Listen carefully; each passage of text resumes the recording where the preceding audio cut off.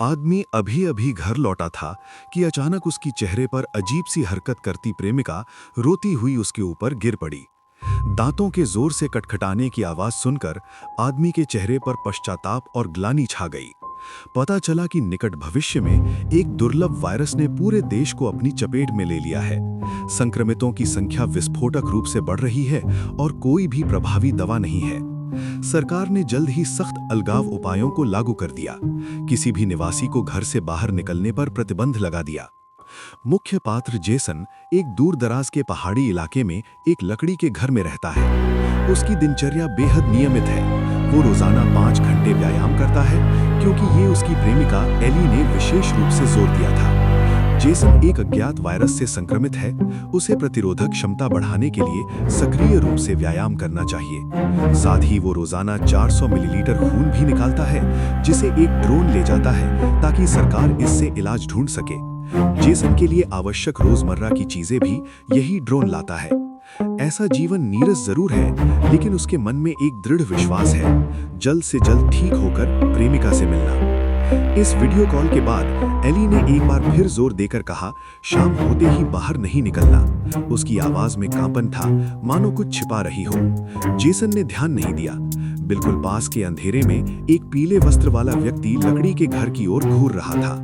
हालांकि ये अलग थलग जीवन बेहद उबाऊ था, उसे बाहर की दुनिया के बारे में जानने की उत्सुकता थी। लेकिन हर बार इस तरह के विषय पर चर्चा करने पर प्रेमिका बात टाल देती। जेसन को व्यायाम जारी रखने की याद दिलाती और साथ ही शाम को बाहर न निकलने पर जोर देती। समय बीतने के साथ जेसन के मन में संदेह पनपने लगा। सच्चाई जानने के लिए उसने अलमारी में से एक टेलीफोन डायरी निकाली और उसमें लिखे नंबरों पर बेतरतीब ढंग से कॉल करने लगा, उम्मीद करता हुआ कि दूसरे लोग उसे जवाब देंगे। लेकिन लगातार कई दर्जन कॉल करने पर भी कोई जवाब नहीं मिला। क्या बाहर कोई जीवित नहीं बचा है? लेकिन जेसन ने हार नहीं मानी। कई दिनों तक लगातार कोशिश करने के बाद आखिरकार किसी ने फोन उठाया। वो बेसब्री से बाहरी दुनिया के हालात पूछने लगा, लेकिन सामने वाले का जवाब सुनकर रोंगटे खड़े हो गए। ये दुनिया तो वायरस से पहले ही तबाह हो चुकी है। शहर खंडहर बन गए हैं, भोजन और पानी की भारी कमी है। अब तो कुछ ही लोग जीवित दिखाई देते हैं। जेसन को विश्वास नहीं हुआ। उसे वायरस संक्रमित हुए 20 महीने से भी ज्यादा हो गए हैं और अब उसे लगभग कोई लक्षण नहीं है। फोन के दूसरे छोर पर आदमी हंसने लगा। ये वायरस संक्रमित को 24 घंटे के भीतर पागल और अनियंत्रित स्थिति में पहुंचा देता है। अब तक कोई अपवाद सामने नहीं आया है। उसने संदेह जताया कि शायद जेसन संक्रमित नहीं है।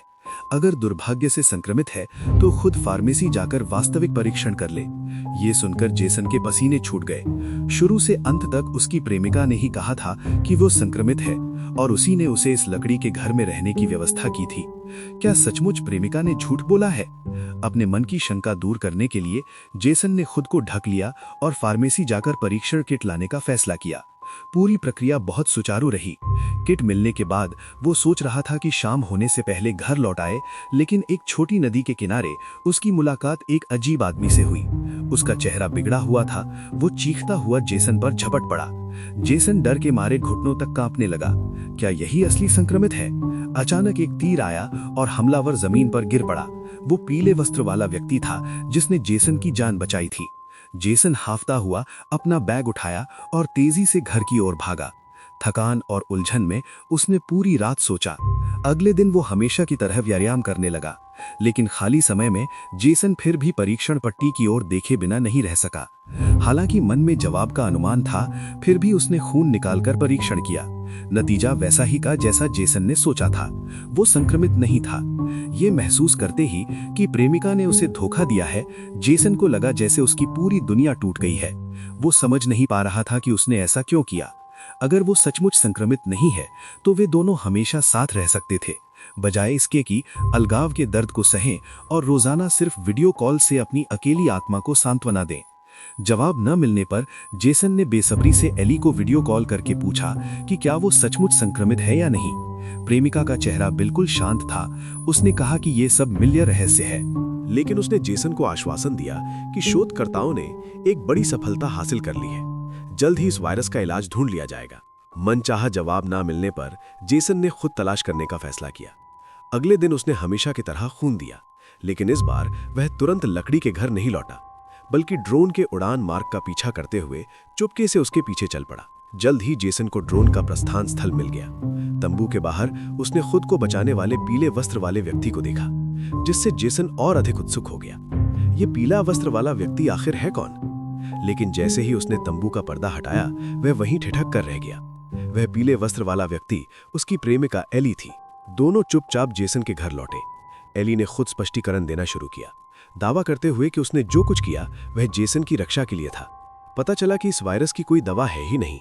महामारी को नियंत्रित करने के लिए सरकार ने सीधे सभी संक्रमितों को मारने का आदेश दे दिया था। सैनिक बिना किसी भेदभाव के, यहाँ तक कि बिना संक्रमित बचे लोगों को भी नहीं छोड़ रहे थे। एली ने जेसन की जान बचाने के लिए उसे संक्रमित बताने का झूठ बोला और जेसन के शरीर से इलाज खोजने के बहाने से उसे सैनिकों से बचा लिया।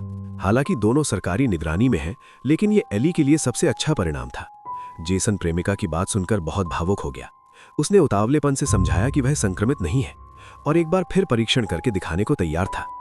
एली की आंखों में एक पल के लिए घबराहट दिखाई दी। जेसन को तुरंत कुछ गड़बड़ महसूस हुआ। उसने बाहरी तौर पर शांत करने वाली बातें कहीं और एली की सतर्कता ढीली पड़ते ही उसे बगल के कमरे में बंद कर दिया। उसे यकीन था कि प्रेमिका अभी भी कुछ छिपा रही है, इसलिए वह रातों रात उसके पहले वाले तंबू में लौट आया। मेज पर रखा कंप्यूटर बंद नहीं किया गया था। उसमें एली द्वारा सरकार को भेजे गए कई वीडियो संदेश सहेजे हुए थे। सच्चाई जानकर जेसन का खून सूख गया। असल में संक्रमित तो स्वयं एली थी और उसने संक्रमितों के सूर्य के प्रकाश से डरने की विशेषता से एक और विशेषता का पता लगाया था। मानव रक्त पीने से वायरस के प्रभाव को रोका जा सकता है। यह पढ़कर जेसन को सब कुछ समझ में आ गया। पिछले 24 महीनों से वह जो रक्त के नमूने दे रहा था, वे इलाज खोजने के लिए नहीं, बल्कि एली द्वारा अपने शरीर में वायरस को दबाने के लिए इस्तेमाल किए जा रहे थे। इसीलिए एली हमेशा उसे व्यायाम जारी रखने के लिए कहती थी। डर था कि कहीं उसका शरीर कमजोर न हो जाए। अपने झूठ को उजागर होने से बचाने के लिए एली रोजाना लकड़ी के घर के आसपास छिपी रहती थी। अगर कोई दूसरा बचा हुआ व्यक्ति पास आता तो वह बिना किसी हिचकिचाहट के उसे मार डालती। दरअसल एली ने सरकार के साथ सहयोग किया था, लेकिन इसका जेसन से कोई लेना देना नहीं था। सरकार रोजाना रसद सामग्री मुहैया कराती थी और एली को रक्त पीने की प्रतिक्रिया और डेटा रिकॉर्ड करके देना होता था। जाहिर है सरकार इस पर शोध कर रही थी। तभी जेसन को एहसास हुआ कि एली को पूरे 1 दिन से खून नहीं मिला है। उसने तुरंत कमरे का कैमरा खोला तो देखा प्रेमिका कोने में सिकड़ी हुई है, मानो वायरस का प्रभाव शुरू हो गया हो। अचानक बिना किसी चेतावनी के कंप्यूटर की स्क्रीन काली हो गई। दरअसल सेना को प्रयोग के उजागर होने का एहसास हुआ और उसने तुरंत समाप्ति प्रक्रिया शुरू कर दी। ड्रोन ने तुरंत बड़ी मात्रा में जहरीली गैस छोड़ी। जेसन को चक्कर सा आने लगा। उसने तुरंत गैस मास्क पहना और तेजी से तंबू से बाहर भागा। वह ड्रोन अभी भी पीछा कर रहा था। जेसन ने अपना क्रॉसबो उठाया और बटन दबा दिया। ये सुनिश्चित करने के बाद कि ड्रोन अब पीछे नहीं आ रहा है, वह थका हुआ कदमों से अपने लकड़ी के घर लौटा। घाव का इलाज करने में उसे काफी समय लगा।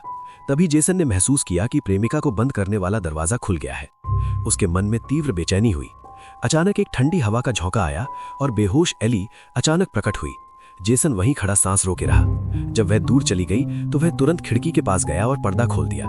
सूरज की रोशनी अंदर आते ही एली दर्द से कोने में सिकुड़ गई। ये वही विशेषता थी जो उसने स्वयं पता की थी। जेसन ने यह बात दिल से याद रखी थी और वह यह भी जानता था कि पर्याप्त रक्त पी लेने से एली होश में आ जाएगी। जेसन से प्रेमिका को इस हालत में देखा नहीं गया। वह कुछ खून निकालने ही वाला था कि अचानक एक बादल ने सूरज को ढक लिया। कमरे की रोशनी एकदम मध्यम पड़ गई। एली ने मौका पाकर झपट्टा मारा। जेसन तुरंत जमीन पर गिर पड़ा। सामने इस विकृत और फिर भी परिचित चेहरे को देखकर उसने पूरी तरह से प्रतिरोध छोड़ दिया और एली को अपनी गर्दन पर काटने दिया। जब वायरस शरीर में पूरी तरह फैल जाता है तो रक्त पीना संक्रमित की एकमात्र प्रवृत्ति बन जाती है। लेकिन समय बीतने के साथ एली जल्द ही होश में आ गई। उसके मन में भारी अपराध बोध था। उसने जेसन को पूरे 2 साल तक धोखा दिया, फिर भी वो उसके लिए अपनी जान देने को तैयार था। ये सोचकर एली अनायास ही रोशनी की ओर चल पड़ी। उसने इस तरह अपने दर्द और अपराध का अंत करने का फैसला किया। जेसन के मन में पश्चाताप और बेइंतहा दुख था। वो प्रेमिका के साथ मरना चाहता था, लेकिन सूरज की रोशनी उस पर पड़ने पर कोई प्रतिक्रिया नहीं हुई। शुरू में जेसन को समझ नहीं आया, लेकिन कुछ दिनों बाद उसे एहसास हुआ कि अज्ञात वायरस उसके शरीर में पूरी तरह फैल चुका है। पहले जब उसे काटा गया था तो लक्षण स्पष्ट नहीं थे, लेकिन अब वो भी सूरज की रोशनी बर्दाश्त नहीं कर पाता था। जेसन बिना होश हवास के रक्त पिपासु राक्षस नहीं बनना चाहता था। उसने अपने लिए एक गड्ढा खोदा और सूर्योदय की प्रतीक्षा करने लगा, लेकिन उसके सिर के ऊपर अचानक कई ड्रोन दिखाई दिए। समय बीतता गया।